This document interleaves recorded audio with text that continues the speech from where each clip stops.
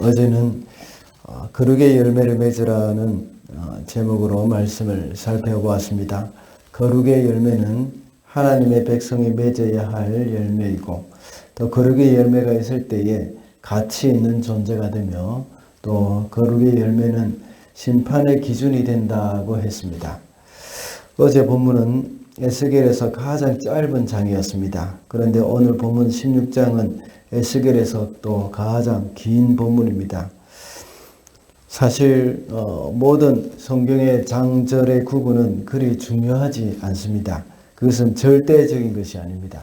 성경의 장절의 구분은 후대에 이 성경을 공부하는 데 유용하게 하기 위해서 붙여진 것입니다. 오늘 본문은 굉장히 길지만 시간상 53절부터 읽기는 하였습니다. 본래 예루살렘의 비참했던 모습을 말씀하면서 16장이 이렇게 이제 시작이 되었습니다. 이 비천한 출생이었지만 하나님이 그들을 존귀하게 만들어 두셨습니다. 그리고 또 비천한 창녀와 같이 우상을 섬기면서 온갖 음행을 다 저질렀지만 다시 회복시켜 주시고 용서하신 그런 내용이 16장의 내용입니다.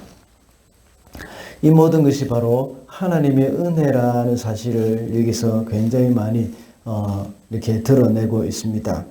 그래서 오늘은 이 하나님의 은혜를 알라라는 제목으로 말씀을 살펴보겠습니다. 첫째로 비천한 자를 존귀하게 하신 은혜입니다. 13절 말씀입니다. 이렇게 너는 금과 은으로 장식하고 못이옷과 비단옷과 수놓은 옷을 입었다. 또 너는 고운 가루, 밀가루와 꿀과 기름으로 만든 음식을 먹어서 아주 아름답게 되었고 마침내 왕비처럼 되었다. 예루살렘은 마치 낳은 날부터 버려져서 천하게 여김을 받은 자와 같았습니다. 오늘 본문 3절에서 출생지가 가나안이고 또 어머니가 헷 사람이고 아버지가 아모리 사람이라고 말씀하고 있습니다. 그런데 예루살렘의 기원을 따지자면 예루살렘 사람들은 그들은 이 아브라함의 후손입니다. 그리고 또 갈 고향은 이곳 가나안이 아니라 갈대아 우르라고 볼 수가 있습니다. 그것이 오히려 더 정확하다고 할 수 있습니다. 그런데 아버지가 아모리 사람이고 어머니가 헷 사람이라고 이렇게 말을 합니다. 분명히 아모리 족속과 헷 족속, 그들은 조상부터 이스라엘과 다른 조상들입니다. 가나안 족속들은 함의 후손이고 이스라엘 자손은 셈의 후손입니다. 뭔가 잘못 기록되었다는 생각이 들 수도 있습니다. 그러나 이렇게 말하는 것은 실제로 문자적으로 이 가나안 출신이라는 말이 아닙니다. 이스라엘 백성들이 가나안 출신이라는 이렇게 했던 말은 그것은 은유적인 표현이라고 볼 수 있습니다. 그들이 그만큼 타락했다는 겁니다. 너희들은 더 이상 아브라함의 후손이 아니라는 것입니다.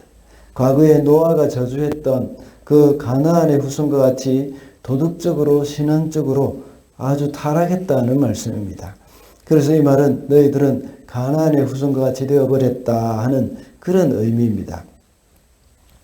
음란한 가나안 사람들이 사생아를 출산하고 탯줄도 끊어주지 않고 피투성이가 된 그대로 길가에다 내버린 그 가난아기 그같이 비천한 존재라는 것을 말씀하고 있는 겁니다. 이런 예루살렘을 하나님께서 기르시고 존귀하게 해주셨다고 말씀합니다. 비천한 그들을 하나님께서 잘 양육하셔서 여왕과 같이 만들어 주셨다는 말씀을 하고 있습니다. 우리가 전에 어떤 사람이었는지 우리는 잊어서는 안 되겠습니다. 전에 우리는 죄로 인하여서 비참한 삶을 살았지만 예수 그리스도로 인하여서 하나님의 자녀가 되었고 또 존귀한 사람들이 되었습니다. 우리는 이제 더 이상 비천한 삶으로 돌아가서는 안 되고 존귀한 하나님의 자녀답게 살아야 한다는 것입니다. 둘째로 지위를 회복하신 은혜입니다. 55절 말씀을 보면 내 아우 소돔과 그 딸들이 예전 상태로 회복되고 내 언니 사마리아와 그 딸들이 예전 상태로 회복될 때에 너와 내 딸들도 예전 상태로 회복될 것이다. 15절부터는 예루살렘이 음란하게 우상을 섬기고 20절에서는 자녀까지도 우상에게 바치는 행위를 했다고 말씀을 하고 있습니다. 그리고 창녀만도 못한 이스라엘 백성이라고 꾸짖었습니다. 그런 가운데 그가 음란히 섬기는 이방 사람들이 이스라엘의 심판의 도구가 될 것이라고 했습니다. 왜 창녀만도 못하다고 했는가 하면 이 창기들은 돈을 받고 이렇게 음행을 하게 되지만 그들은 돈을 받고 하는 것이 아니라 오히려 돈을 주고 음행을 한다는 것입니다. 그래서 그것은 이스라엘 백성들 주변 나라를 향한 이스라엘 예루살렘의 그런 도움을 요청한 거기에 대해서 비유를 하며 말씀하신 것입니다. 이렇게 우상을 숭배하면서 음란한 창기와 같은 그 예루살렘을 책망하는 것입니다. 가장 천박한 자리에 이른 예루살렘의 지위를 이제 회복시켜 주시는 은혜를 이제 말씀하고 있는 겁니다.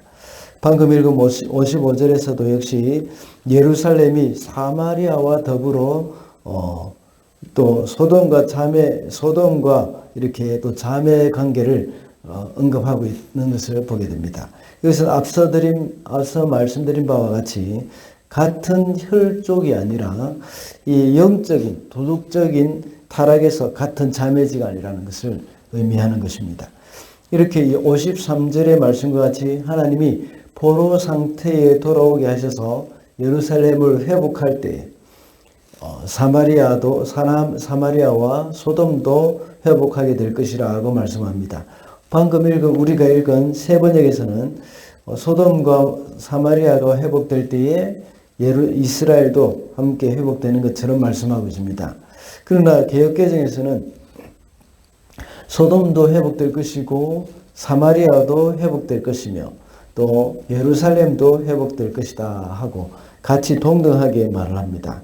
이 말씀은 다시 말하자면 외면적인 회복뿐만 아니라 영적인 도덕적인 회복도 함께 하게 된다는 것을 말씀하고 있는 것입니다. 이것은 궁극적으로 구속사적인 맥락에서 볼 때에 예수님의 십자가의 대속을 기초로 해서 온 인류에게 베풀어질 그 회복의 역사를 의미하는 것입니다. 우리도 역시 처음에는 죄의 노예로 항상 비천한 지위에서 악한 사탄의 종노릇하면서 살다가 이제는 하나님의 자녀의 지위가 회복되어졌다는 사실을 알게 됩니다. 그 은혜를 우리는 잊지 않고 살아야 하겠습니다. 마지막으로 영원한 언약을 세우신 은혜입니다.